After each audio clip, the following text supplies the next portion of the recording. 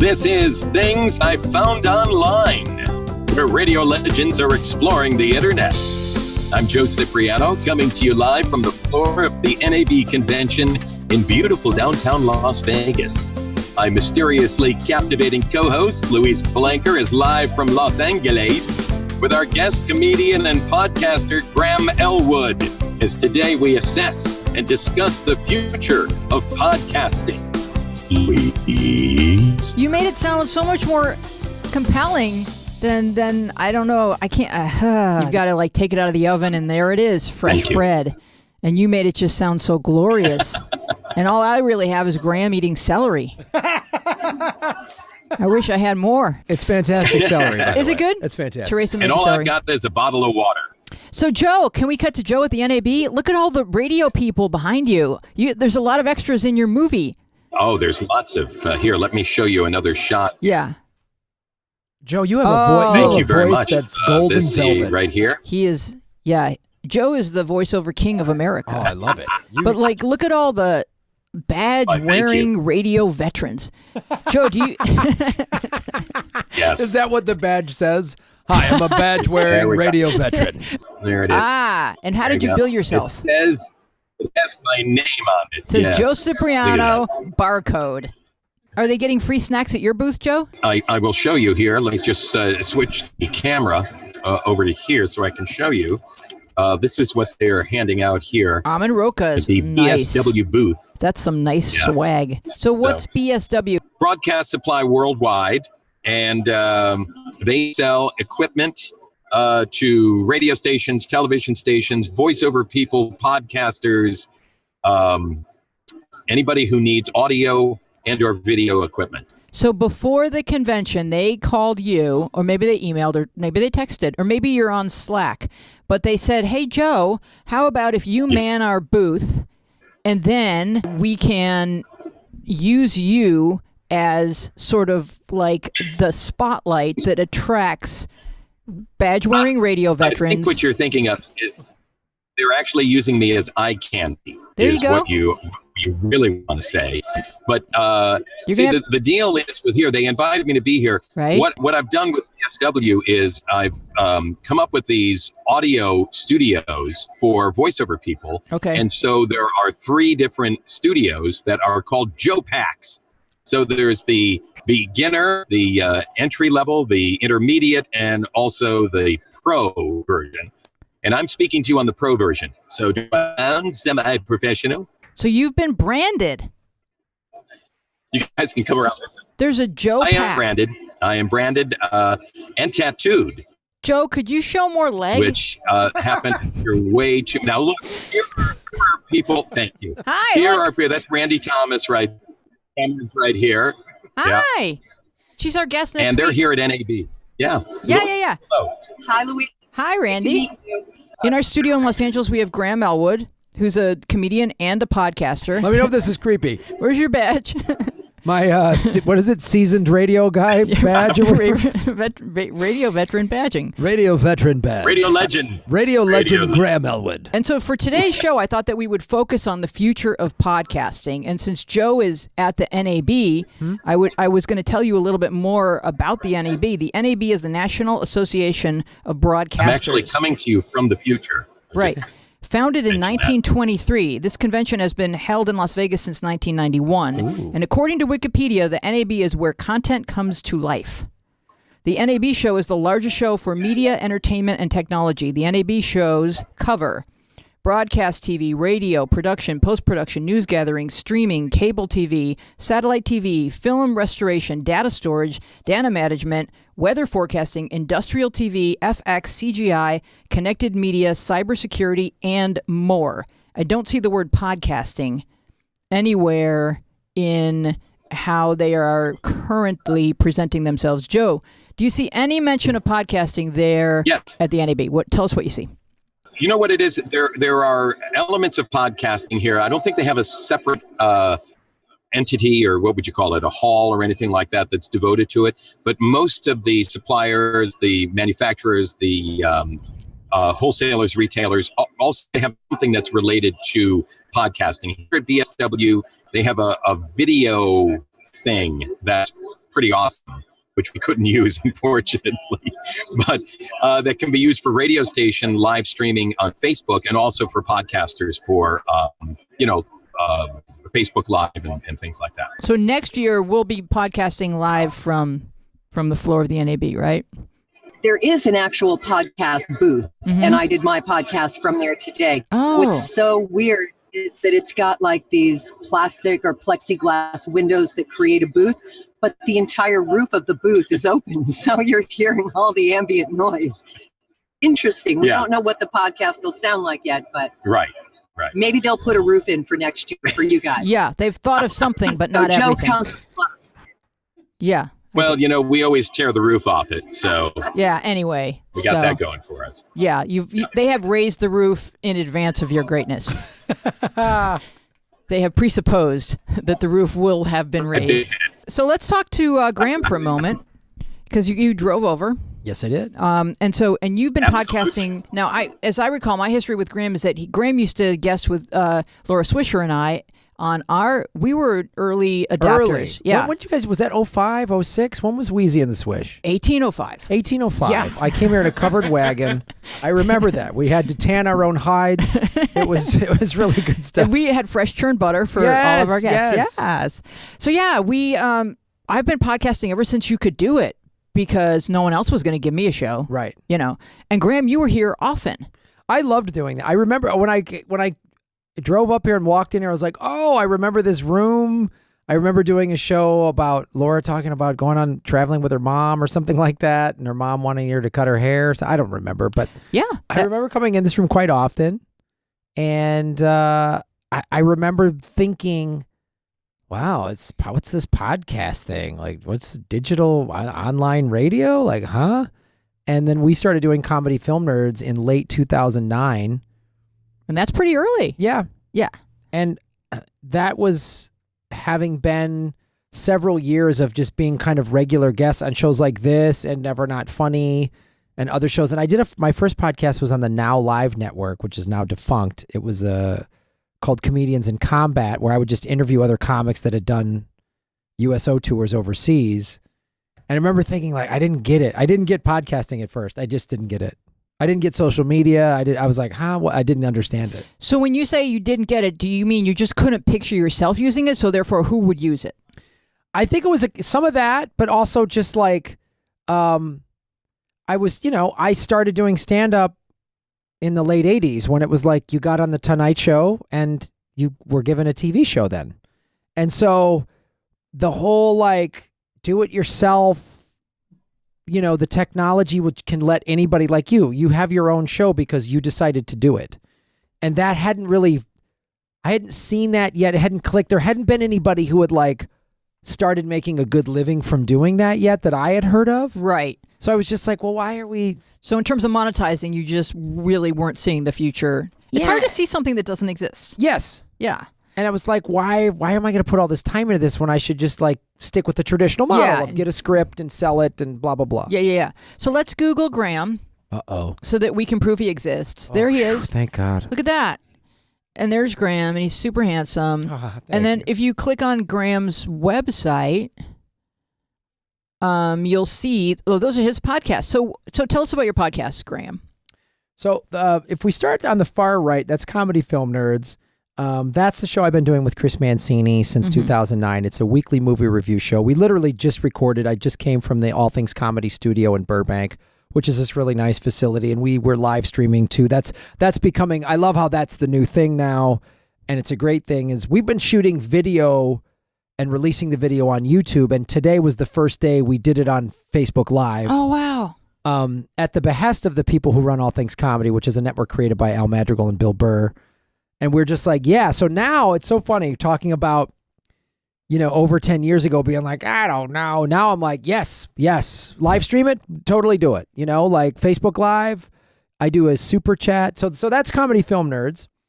And that's weekly movie reviews. And we have a Patreon page, and it's a lot of fun. It's a really cool show. We talk movies, and we did episode 414 today. Wow. We've done 70 some spoiler episodes. So we've done over 500 episodes. And Chris Mancini is a guy that I, along with Dave Anthony, helped create the Los Angeles Podcast Festival. Cool. I mean, we were going to talk more about that soon. Yeah, which is also Earbuds, the podcasting documentary that I directed that Chris and I produced, is up on that page too, where we kind of cover the whole world of podcasting. And then the other show I started about a little over a year ago is Political Vigilante. Mm-hmm. And that is an audio podcast and also a YouTube. It started as a YouTube channel, and then I just started putting the audio on iTunes as well, because now it's like you absolutely should take the same content and put it out on as many platforms as you possibly can. Okay.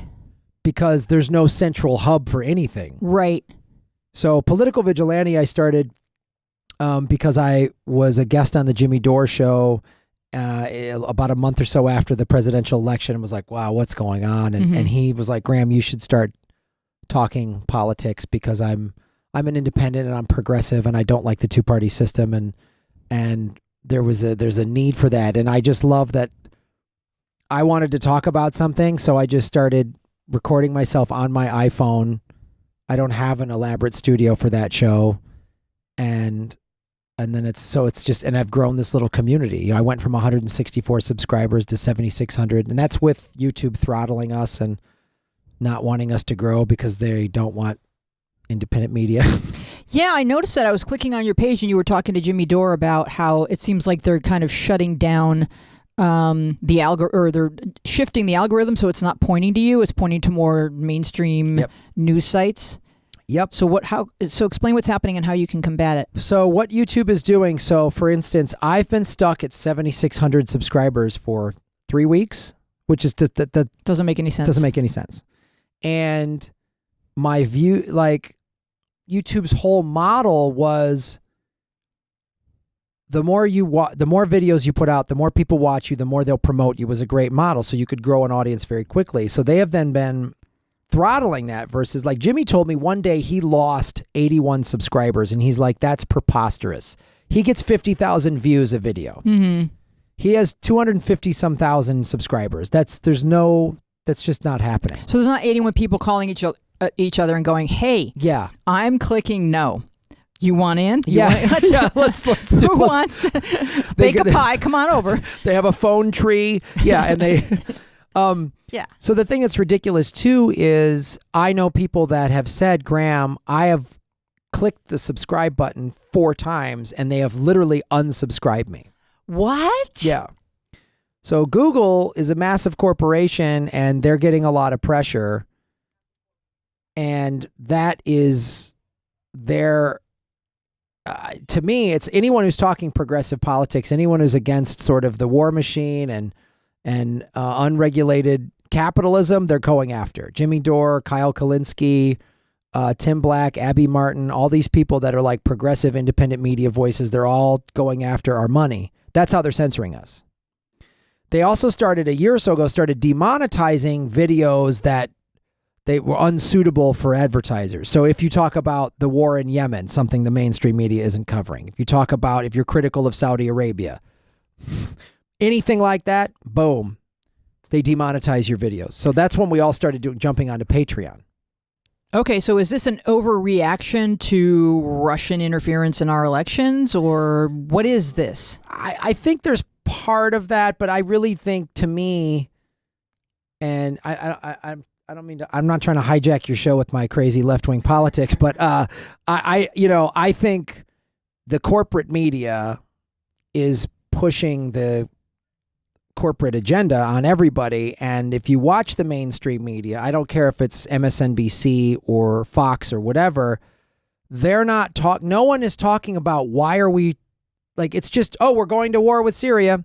Oh, North Korea, enemy, Russia, investigating Russia meddling in the elections, that's fine. But why is that the only thing? Like, the American media can't walk and chew gum at the same time. So any dissenting voices, any voices that are like critical of capitalism, any voices that are critical of the war machine, there's no anti-war movement in America. And so anyone that's critical of this, that doesn't push the agenda, because I'm like, oh yeah, Rachel Maddow, she's on my side. And then there's an ad for Boeing during her. No, she's not. She's getting paid $7 million a year from people like Boeing and the pharmaceutical companies and ExxonMobil. So anyone and people are starved for real news. So when they come to YouTube, places like Young Turks, Jimmy Dore, whatever, they go, oh, and all those shows since the election have gotten huge. Mm-hmm. Donations to the Democratic Party have dropped. So it's like, wait a minute. We need, the youth, like under 25, college age and below, like 70% of them identify as independents or socialists. Mm-hmm. Can't have socialism if you're a massive capitalist society. So to me, and some people, oh, you're paranoid. How am I paranoid? When I show you, if I did funny cat videos, nothing would be getting demonetized. Mm-hmm. If I just made fun of Trump's haircut and made fun of Trump, I don't like Trump at all. But when people start calling out the whole system, right? Why did we get then they get demonetized? I mean, it's crazy. I put Yemen in the title of my thing, demonetized, because no one's talking about that in the mainstream media. Wow, that is kind of crazy. It's crazy, and people think you're nuts. And I hired a producer in December to handle my show, to post my videos, and she saw it firsthand, and she was like, "Oh my God!" I go, "I told you," and anything like that. People just, and so to me, it sounds like the corporate machine is like, shut that down. We can't flat out censor them. We can't block the videos, but we just won't let them make money. So you're more of a threat than Alex Jones? Well, probably, because Alex Jones is easily written off because he talks about lizard people and he's got his shirt off. And so that's fine. He's acceptable because he's kind of a wingnut. Right. And he's got his wingnut following. But if you're talking reasonably and you're calling out all sides, he just calls out one side. You call out all sides, then they're like, nope. Yeah. So wow. I thought it was nuts, and then I'm just looking at it happen to my own channel. I'm curious to know, do you post besides YouTube, like on Vimeo or anything else? I'm starting to do that. I've just started a Daily Motion, and because many of my viewers asked that very question, so I'm going to start putting videos on Daily Motion as well, because they're owned by they're from France, and some people have recommended Steemit because it's funded by cryptocurrency, which is another threat to the machine. So it's been amazing. It's opened my world up to all these like progressive independent media people, and when you start paying more attention, you see like, oh, they want us divided, red state, blue state, black, white. They want us divided that way, because if we all got together and went, oh, the 1%ers, you're screwing everybody equally. Yeah, division could be a business model. It's a great business model. So where do you see the future of podcasting heading, Graham? It's interesting running LA Podfest. Last year was our 6th year, and in that time, it's been kind of amazing it's just the festival itself went from this little sort of rock and roll thing, and we've seen even some people surpass. I've seen big money come into podcasting, and in some ways I like that. It's good. It's like everyone started. It's not just something you do in your basement. I see podcasting keeping to be what it is, which is it can be whatever it wants. Mm-hmm. Now, when you talk about your podcast being objectionable to YouTube, it's not objectionable as a podcast, correct? You can just right. They're not throttling. I haven't seen any, because iTunes. The thing is iTunes and places like that they're not listening to us. Yeah, and they're not profiting. There's not YouTube, there's videos playing. Right. So those advertisers are spending a lot of money with YouTube. YouTube has to give a percentage to the creators. So iTunes just sort of like, if your podcast gets 100 downloads or 1 million downloads, doesn't affect iTunes' bottom line. Whereas if your video gets a lot of streams on YouTube, it affects their money. So what's in podcasting for iTunes? I think what's in podcasting, what's in it for iTunes is they want people are starting to do some paid content podcasts, and I think iTunes just likes having the whole platform Right. and access. And if you're in iTunes, it's like just get them in the store. Maybe you'll Right. buy something, a piece Sure. of music or something like that. Mhm. Yeah, I feel like Apple's model is just to include everything and keep the person using all their software, because it's going to lead to sales in some way or one way or the other in other departments of theirs. Yeah, I think that's right, because it's just like I'm going to go to iTunes and maybe I'll download a song or buy a movie and listen to this free podcast. So it's really just like a coffee shop that has free books and free Wi-Fi. Gotcha.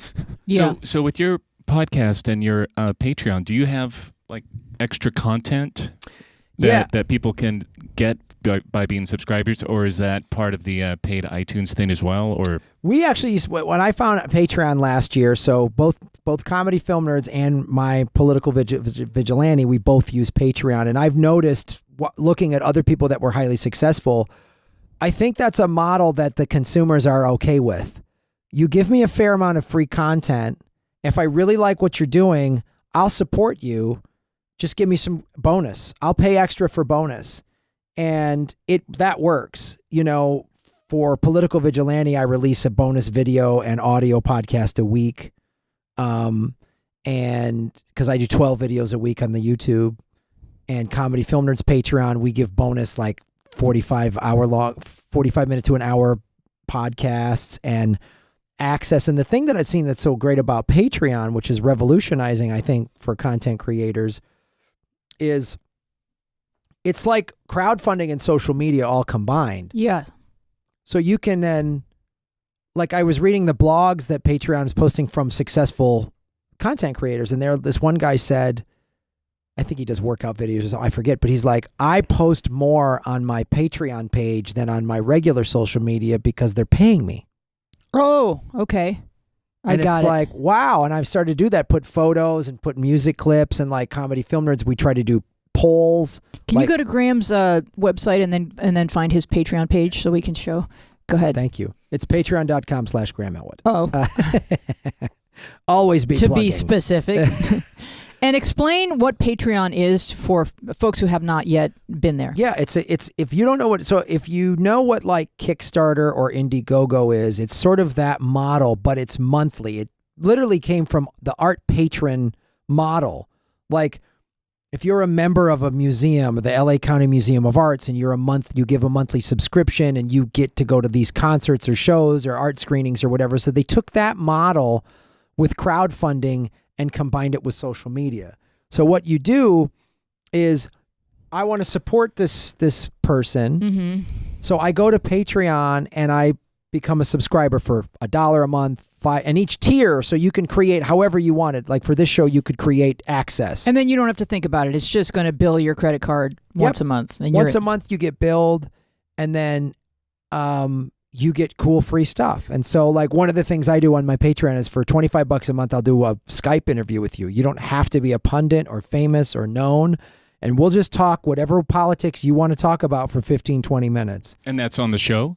No, yeah, it's- and then I put it on my regular Oh. YouTube channel. So Oh, you fun. regular person, and I've gotten, because this progressive, like thirsty for real news, independent media community is out there, people are giving me so much information. They're like, hey, did you know this? And there's not just Flint, Michigan with contaminated water. There's contaminated water in West Virginia and all these other places. And so I've learned so much. Like one woman was on talking about the Bears Ears monument in Utah that's coming under fire. And there's a Native American charity, the Ute Pack. A bunch of Native American tribes got together to form a pack, and they're now becoming a political action group to try to protect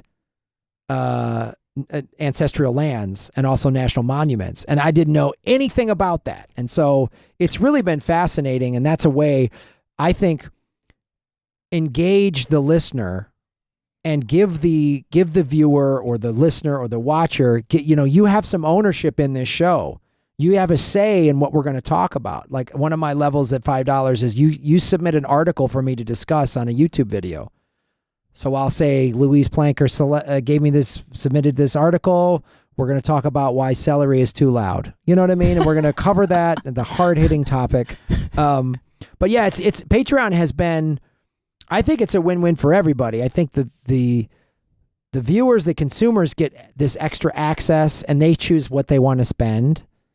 And the content creator, we're getting paid. So it's like a job in the best sense of the word. Mm-hmm. And these people, like literally without them, I couldn't keep doing the show. Yeah, you've created a community. Yeah, you've created a community for starters. And then there's also, it's a job. And like, I need to create this much content and I like doing it. And they're paying for this. And I get excited because these people are so vested in what I'm doing.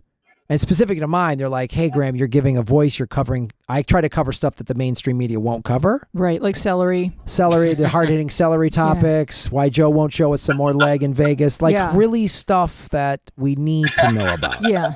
I mean, we're trying to make a better planet. Joe, are you there?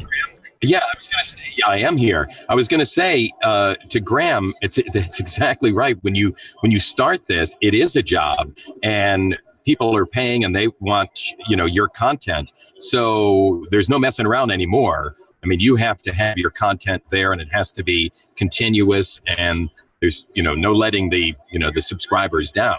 Yeah. So it is a job.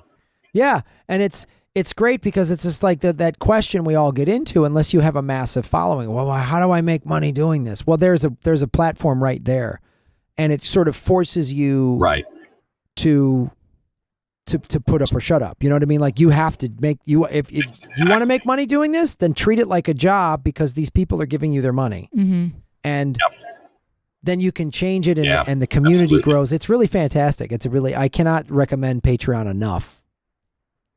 We will definitely get there as soon as Joe gets back from Vegas. Joe, what's going on around you? Who do you see? Have you found old friends? Is this radio or is it radio? Here. Radio and television? You know what? It's a mix. There's actually a separate hall that's just for radio. Mm-hmm. This hall that we're in is kind of a mix of television and radio. And podcasting as well. There's a lot of elements that can be used for that. But it's a real mix. So you're getting engineers from TV stations, radio stations, talent, on-air talent, GMs, program directors. It's anybody that has anything to do with broadcasting. The video halls here are mind-blowing. What they're doing with video is ridiculous. And it's just, you can walk around here. You can literally walk around here for days. It just goes on and on and on. You have to leave breadcrumbs so you can find your way back. So how are broadcasters at costuming? How are they costuming? Yeah, I mean, it is a convention, so... Yes. Mix. There's no cosplay at all? There's no Vegas girls. Oh. No Vegas girls. Is there like a Thunder from Down Under booth that someone could go to? Girls from the Sapphire. Did I say that? Whoops. It's kind of funny. You could see who are the executives, and who are the engineers, and so there is that. There's a sweet backpack right behind you. Comments. Yeah, right. Yeah. Exactly. So there's some sweet swag. Show us some swag. Oh, is there? Yeah. Have you collected any swag yet? Besides the badge, which is... Well, I know, there's a lot of giveaways. You can sign up for giveaways and things like that. They have those, carry bags and things that you can use. Have you seen any swag? No, there's no swag. The broadcasters don't get swag. Oh, man. We want some sweet, tasty swag. When we used to put on our convention booths with Premier Radio, we'd have Slinkies. Bag right there. Oh, there you go. That's pretty nice. Pretty nice. Now, Joe, were you aware that Larry had done some breeding? I've heard about this. Yeah. And, apparently, yes, it was not approved, but it was result. It was successful. Stunning. Yes, yeah. Stunning results. Yes. Yes. So we have Alex Morgan zooming in from Cambria. Are you there, Alex? I'm here, and now I feel a little bit uncomfortable talking about how I was bred. But Well, I'll stick it through. I just want you to know, Alex, we were not there at the time. Oh, you know what? I'm good with that. Yes. That's all I need to know. All right, So good. this is Larry's son, I Alex. want you to worry. And he's got some nice equipment because your dad's in broadcasting. Yeah, well, I'm using I don't know if you want to plug anything here, but I'm using this Blue Yeti, which is the sort of backup mic because I forgot to bring a mic cable. So professional am I. Well, it sounds good. That sounds good. So, Alex, you are a musician / actor / adorable. What else? Oh, wow. Thanks, What's in Louise. what other hyphenates do we have? I think the main thing I'm doing these days is music. Mm-hmm. I play guitar for a couple of different artists and then make my own music, which is the priority, along with being a fledgling brand spanking new podcaster. At this point, tomorrow I'm going to release the 7th episode. Oh, the 7th. Okay. So explain your podcast. Describe and explain. First of all, I got to say, it's been a pleasure listening to Sean. Like, you're a super smart dude. His name is Graham, but that's okay. Or Graham, my bad. We'll take it. Idiot. Well, Jerry, I really love everything you do. It's okay. I had to correct you quickly, or it would have continued, and that would have been even worse. Well, let's part the curtain. I literally looked at his name like 3 times to make sure I get it right, and then I still screwed it up. So Nicely done. my greenness is showing. But we're not saving the world with our podcast. We are the Lone Star Podcast. We are the premier purveyors of garbage content. We basically review 1-star stuff, whether it's movies, books, TV shows, anything that could be reviewed, and we trudge through the worst of it so that the people don't have to. That's All right. So whole the idea premise. is, how do you look for? You're looking for things that have an average of Providing one. a service that America needs. They didn't even know they needed it, but they do. You're looking for content that has an average of 1 star, or maybe one review that's 1 star from a hater. Basically, it's a little bit, fluid. Like, if we find a particular reviewing site or just a person that gives it 1 star or anything equivalent, like, a 20 out of 100%, like we sort of are a little bit fluid with it. And if it's bad enough, you'll definitely be on our podcast. Do you both have to agree that it sucks, or can it just be, this would be fun to talk about? It's a little bit of both, honestly. It's a conversation, but we did it sort of ironically, just in our spare time at first, and then we realized, like, why don't we just record ourselves being idiots and see if anyone cares? And so it's actually been pretty easy to find bad stuff because we know where to look for it. So do you give certification for 1-star movies? Do you give like a little certificate or an award or something? Once we get a bigger budget, maybe we'll go to those grounds. But right now, we just sort of are taking stabs in the dark and typically try and pick stuff that we assume most people haven't consumed yet. So it's a little bit fresh, a little bit, even if it's like from 2009 or like the 70s, whatever it is, as long as it's like something that maybe isn't exactly in the zeitgeist. All right. So what have you covered thus far? Oh God. The first thing we did was The Cobbler, which is an Adam Sandler movie from, I think, 2013, 14. Legitimately wretched. It's out of all the stuff we reviewed, it's actually like not horrendous, but it's pretty bad. I mean, it's a little tone deaf. That's like a common thing we found with a lot of the stuff we're reviewing, is that a lot of it has to do with like being tone deaf. Mm-hmm. Is that almost based on Pinocchio or something? What is the storyline in that? It's basically a young Jewish man who's kept his like family lineage of having this cobble shop. I don't know actually what you call it. We even make that joke. We don't know what the real phrase is, but he's cobbled together a little store for himself. But he has this magical cobble machine, which what is the terminology there? One who cobbles is exactly. And so basically anything that he he's can making cobble, shoes is what we're trying. He can wear those shoes and then take on the personality of the person who owns the shoe. Oh. There you go. Oh yes. Wow. So to walk in Yes. another man's shoes. That phrase is said within 10 minutes of the movie. There you go. That sounds like just fantastic science fiction. Yeah, man. I imagine that all kinds of pathos and amusement ensues. Sounds awful. Yeah. It sounds like that great movie Hat Store. It's just really fantastic where you wear a guy's Exactly. hat and just become his head. That's right on brand. That's right on brand, Chad. Not the rest of him. Just his Just his head. Just his head. All right. So, Alex, do you have any questions for Graham? You know, Graham runs podcasting. It's not to, compete with the NAB or anything, but it's a podcasting convention. It's a festival. I It's mean, a ours festival. ours is a festival. We just do 40 shows live over 3 days, and it's been a lot of fun. And it's sort of figuring out what this year's going to be like. So people show up and they don't go to booths, or they don't go to a convention floor, or they don't go We to. run it like a music or comedy festival. So you're going to watch a bunch of show like Mark Maron, Jimmy Pardo, people like that, Aisha Tyler doing their show live in front of a live audience. So it's like a comedy festival, and so you can buy like a weekend I love pass. it. I think that's awesome. Yeah, it's been really cool. We were the first one ever back in 2012. There's a bunch more now, which is a good thing, I think. And it's featured Where do heavily. you do it? Did I miss that? Where's the venue? We did it this past October at the Biltmore in downtown LA in a hotel. So we're trying to figure out what this year's going to look like. Yeah. But it's been usually we've done always in hotels where it's like all under one roof and everyone can kind of hang out. And again, it's another community that was created. And it was a really cool thing to be a part of. I think no matter where you go, you should plant Joe in the middle, right there. Let's cut to Joe. Like right there, he'll be, and everything can kind of just sort of. He's a centerpiece. Yes, he's yes. a focal point. So beautiful. He's a conversation starter. That's what I want. People have been draping their coats on top of me. That'll, yeah. Well, we need a coat check. We need a coat check guy that's just a coat. He's kind of the coat rack of the festival, and Yeah. we've been looking for that. So I think now we have a great solution. Yes. Yeah, we're good. We're good. I would be honored. It'd be really nice. So, Joe, you have to run. Where are you off to?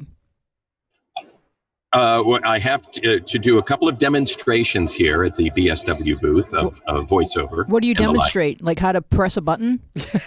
Coaching. When the red light's Hey, on. there's a lot. Wow, she's on fire. I just today. want to tell you right now. I'm sorry.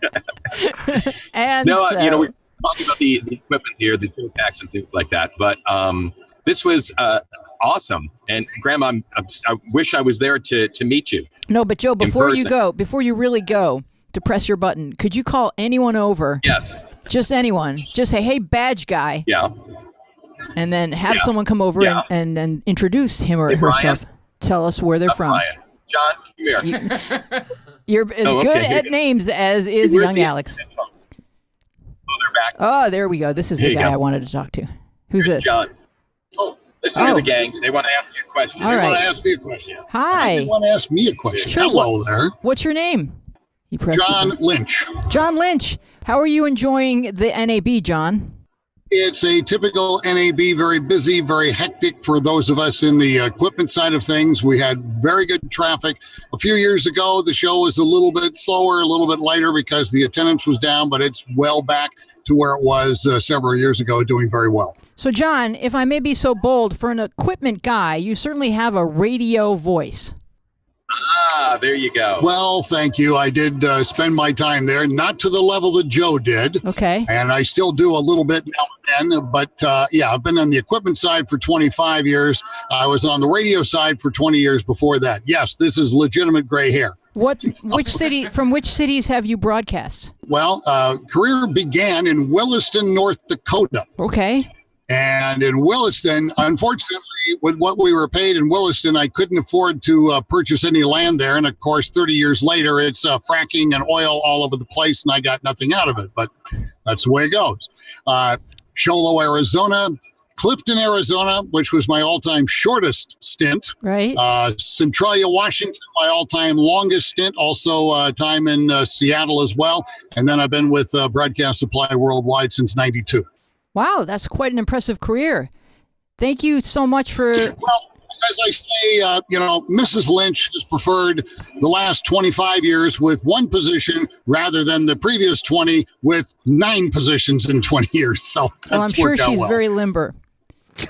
I don't know if we want to hear about you and your wife's positions, John. Oh, well, you have a point there, but maybe we should say her opinion. Okay, that would be better. Well, thanks for joining us, John. And thanks Thank you for that, Joe. We'll be there with you next year. Bye-bye. Bye. He's adorable. Anyway, glad to be here. Thank All you. right. Bye, Joe. I He love is you. adorable, isn't he? He's adorable. Bye, guys. Bye, Joe. See you Bye, later. Joe. Bye, Joe. So, Alex, are you still with us?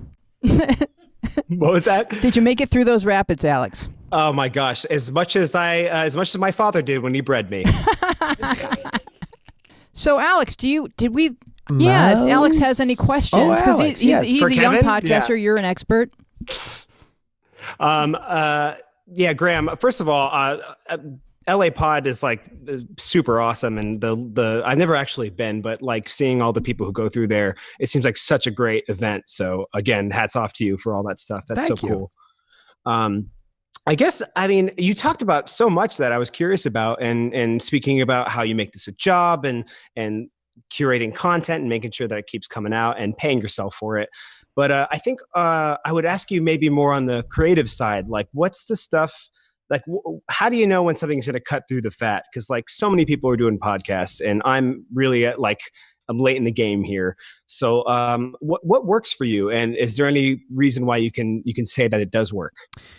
That's a great question. I get asked this a lot. I think what's best is you need to find that thing that you really want to do and like doing and are passionate and even informed about, because just I think when people approach it from that standpoint versus like, oh, what podcast will catch on? Yeah. I think that's the wrong way to approach it. I think you go, I really love this, fill in the blank, so I'm going to talk about it. I was just passionate about politics. I wanted to be more informed. I was just like, and I didn't want to hijack comedy filmers and like jam politics down because it's a film podcast. Right. So it's like, I want a place where I can just talk politics my way, not argue with people on Facebook, but I'm going to just say it and put it out there. And so that's why that's why it's done well. So I think that's the thing. Whatever you're into, man, whatever you want to talk about, whatever you then get behind that, and then you'll want to do it. Then you'll want to approach it like a job. Then because if you're just like, if you're just chasing some carrot, if you're trying to find a podcast that pops, I think that's the wrong approach. You got to find something you really want to talk about, do it from a passion side, and then figure out how to make it monetize, how to make money from it because you like doing it so much. So Right. do you feel that independent podcasters stand a chance of being heard? Yeah. Yes, absolutely. Because what pops and what doesn't is some of it, who knows? I mean, if there's something like My Favorite Murder, right? There'd never been a podcast of 2 women telling stories about people getting murdered. It's just Karen Kilgariff, and who I've known for a long time, and her friend Georgia, they just wanted to sit in Karen's kitchen and talk about murder stories. It took off. It went crazy. It's making them so much money. They're selling out theaters because they came to it they came to it from, I really like talking about this. And you know what? I did some research. No one else is talking about this. I think that's part of it. Is there a need or a niche out there that no one is doing? There's no fill in the blank podcast. There's no what is this, and so I'm really passionate about this thing and I realize there's not a lot of other people talking about it, do it. Not to sound sexist or anything, but why are ladies so obsessed with murder? I don't know. It's not sexist. It's just a fact. Yeah. All of those murder TV shows, the majority of the audience is women. The majority Yes. of the listeners to My Favorite Murder are women. I don't know why women like talking about murder so much. They just do. Women who made cereal. Yes, the women who Yeah. made cereal. Exactly. Nancy Grace fans. Yes. Yeah. They just Something's up with that. There's got to be a psychologist that can dig into this for us because they don't commit any of the murders. Easy. Hopefully. Yeah. Well, We just don't catch them. I mean, I just think statistically more men probably commit murders. When women commit a murder, there might be some underlying psychosis or something. Well, so the men that commit murders don't have a psychosis. They're just like, I feel like murder. It's their right. They're men. Oh, yeah. Men do it serially, and women just do the one. Yeah. I'm dabbling. Yes. I just have this one baby I don't need. Yep. And then I'm going to drown that I'm good. I'm good. Men are like, there's a bunch of babies. I'm sick of them.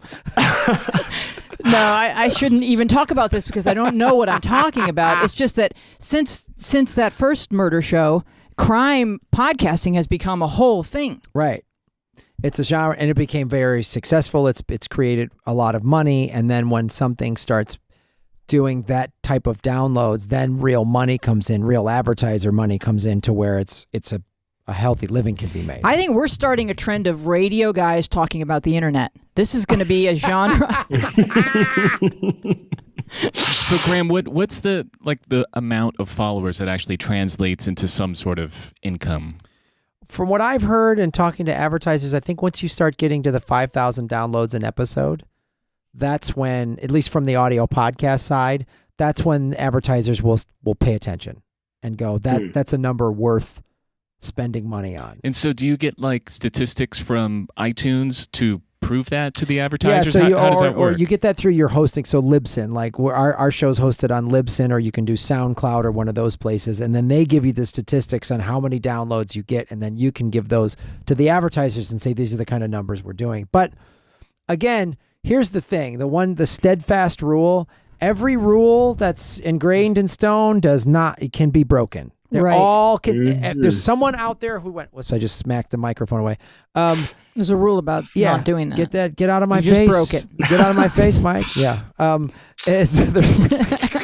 He just doesn't want to tell us his secrets. Graham. But there's somebody out there who went, actually, well, I make money. I know people are like, we don't have huge download numbers, but I started getting Patreon money. Somebody said to me, they said, I just tell people, support the show, and here's my P.O. box. And they're just getting checks in the mail. I started doing that because I got a lot of people going, I have a lot of people who don't trust the government or corporations, so they're like, I guess you do. yeah, I get them a lot. And so they're like, sorry, Graham, I don't want to give my credit card. So I said, okay. So I've literally gotten envelopes with cash or cashier's checks that can't be traced. Whoa. From people who are like envelopes that don't have return addresses on them. Are they from Russia? Yeah, right. Anyone that's against, because the American government's never meddled in an election. But we could go there if we had another hour.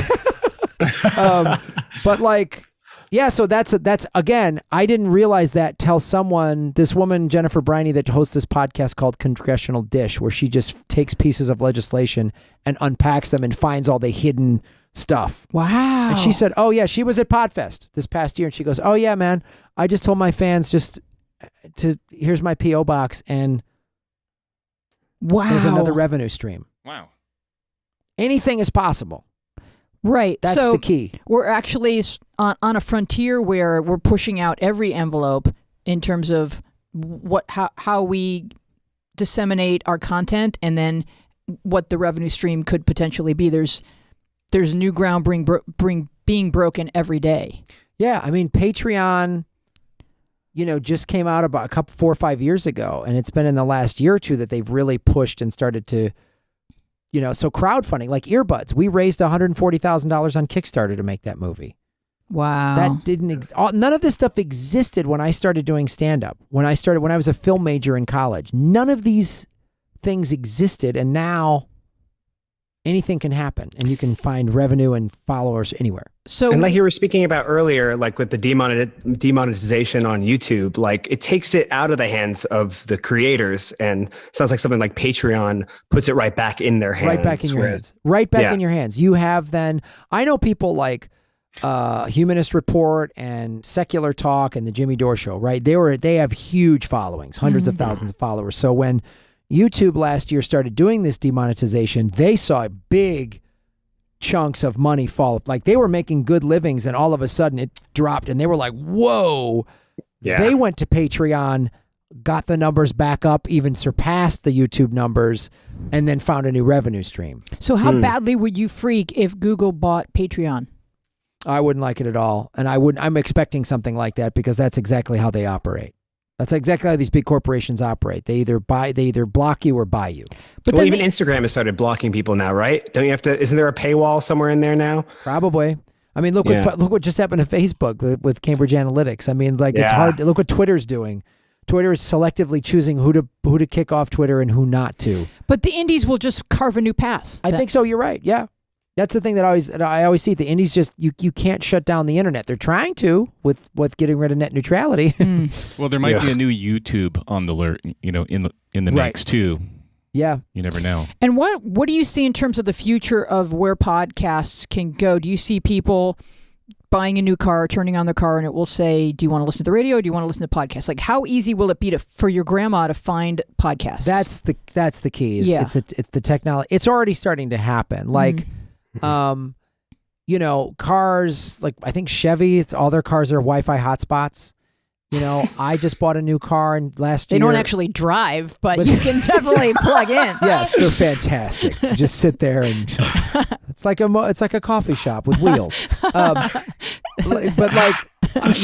my car, I got a new car and it's got Apple CarPlay.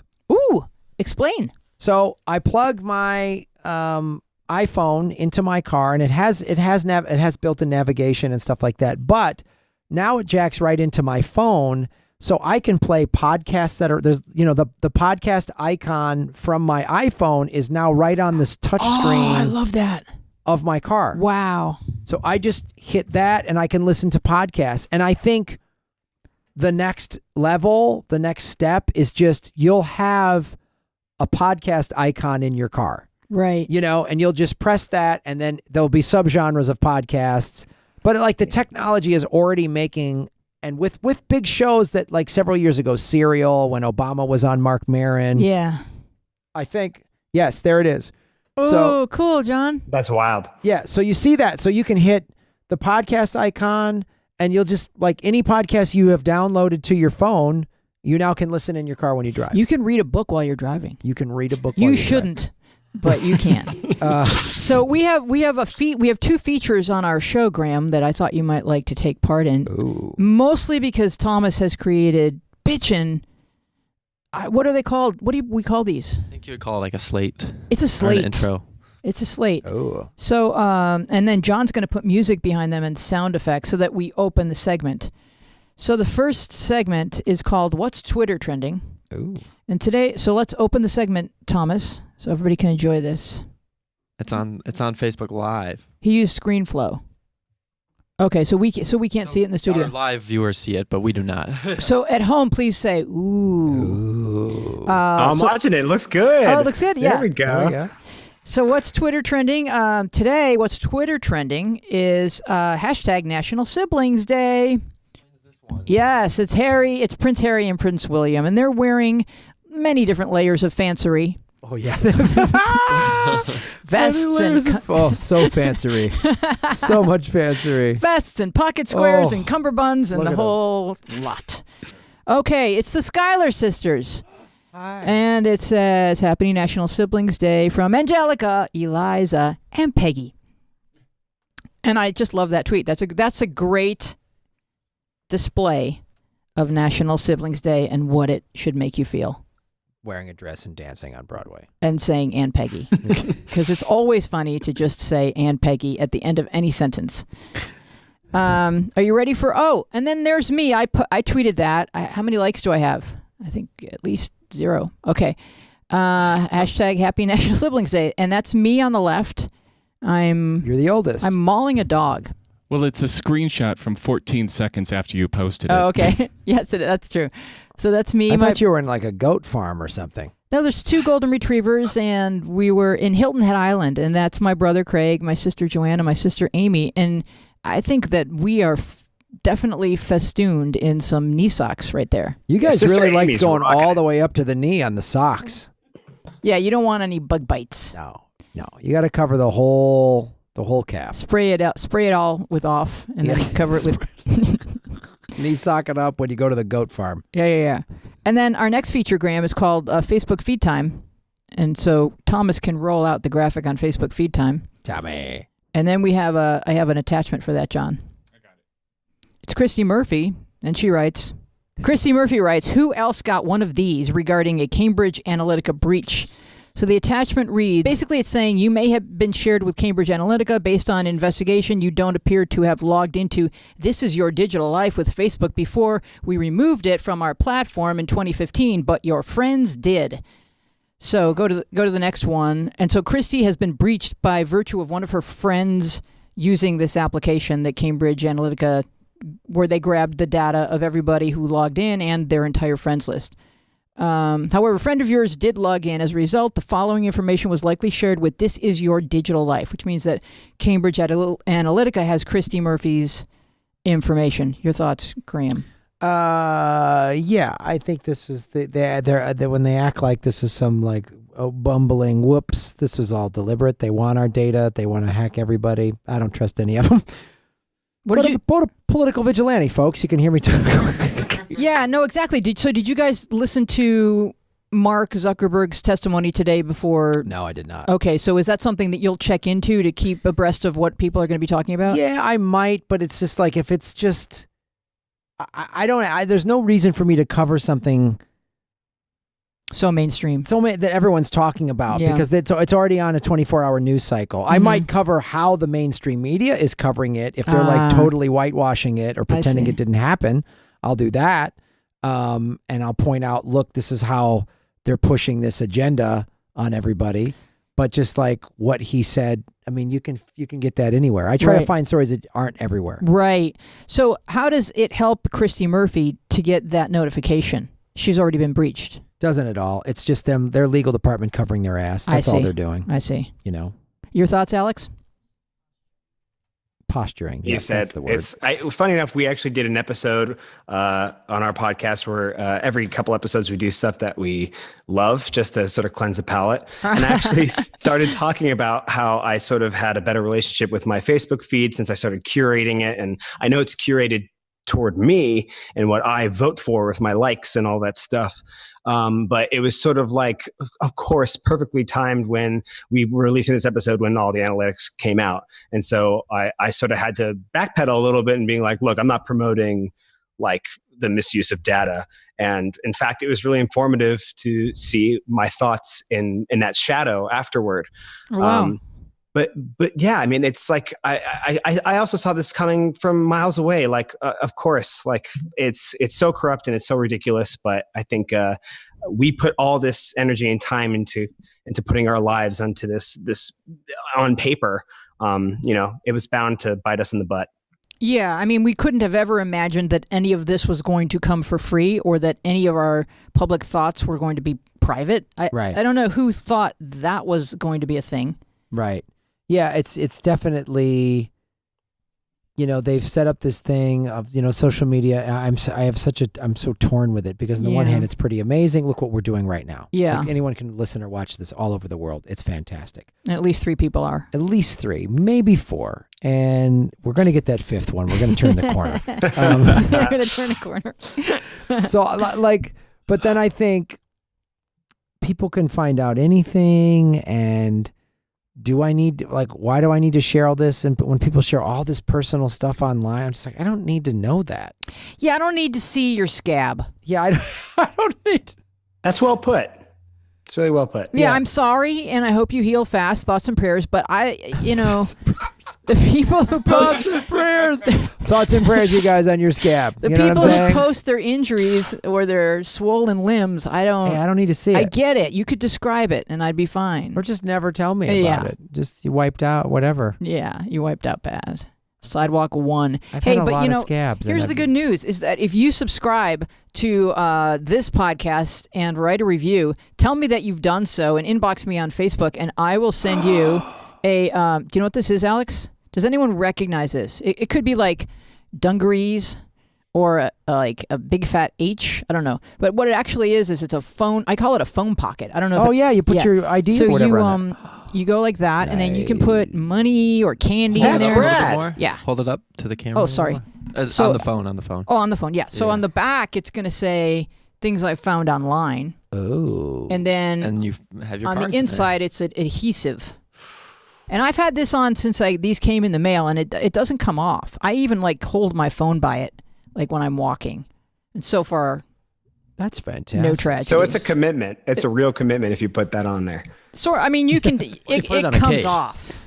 Like I could peel it off right now and put one of those little. I'm just kidding. Some people like those little circles where they can selfie hold or whatever. Yeah, selfie holder like that. But that's this, and it must have cost me at least a nickel, and I'm going to send it to you for free if you subscribe to this podcast. So Graham, would you recommend this as a promotional? I think it's a great device. promotional. Okay. Swag is a great promotional thing. People like physical stuff. You know? And then we also have, if you're old school and you like mouse pads, we also have that mouse pad, which in lieu of my face is actually kind of nice. And so, and my sister Joanne, who you saw earlier in that picture at the age of 8, petting a dog, she made this graphic, and she's very talented. And it's made out of knee-high socks. Yes, it is. They made socks from it. We're crafty people. So Graham Elwood, thank you so much for coming over and being a part of the show. I appreciate it. Thanks for inviting me. I haven't seen you forever. I'm glad you brought me in here. Yeah, and when you got to see the NAB like digitally. I'm brought to you by the internet. And Alex Morgan, when are you going to get in your car and come down here and be on the show in person? Well, I'm stuck here for quite a while longer, so maybe sooner than later, if you're down. If you'll have me back, if I don't screw up guest names. No. I will test you now, though. What is his name? The guy over here? What's his name? Graham. Graham. Thank you, Alex. And Alex, it was a pleasure, man. Like, I love the stuff you do. Please keep being a soldier for all of us. Thanks, brother. Awesome. Thank you. My pleasure. Alex, you can bring your mom or your dad with you when you come over. All right. That sounds like a slam. I do. Why don't you bring your mom, Alex? You know? He knows how much I like his mom. Okay, That's okay. why Been it's that cool. forever. Yeah. Okay.